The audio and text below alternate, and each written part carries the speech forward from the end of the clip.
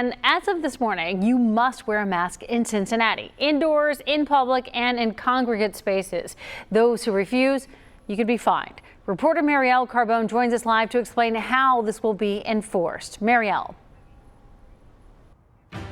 Well, it's up to the Cincinnati Health Department to enforce this, and it will be complaint driven. But people I spoke to today tell me that the enforcement, it should really be in the hands of the people taking responsibility to wear their masks.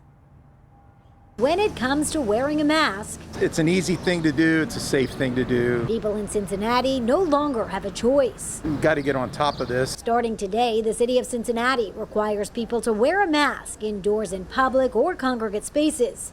If you don't, you can be fined $25. I don't know how they're going to enforce it. I don't think the police, or even if they were going to use the health department to enforce it, have enough people to go around and issue a fine. Under city law, the local health department will enforce it on a complaint-driven basis.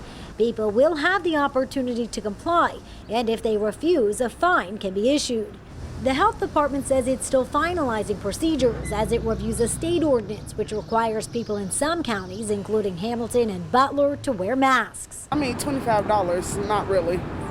Like, anybody can rack up a whole $25 ticket and let it go. I mean, people let parking tickets go every day. Jamila Jones says she has been wearing her mask, but she isn't sure the city's threat of a fine will make others do the same. About 80% of everybody will listen, and then it's just that other 20 that's just like, okay, I really don't care. She's hopeful people will take the responsibility on their own, keeping themselves and their neighbors safe. You can walk and talk and look like you don't have anything, doesn't mean anything. Hope everybody else is on the same page.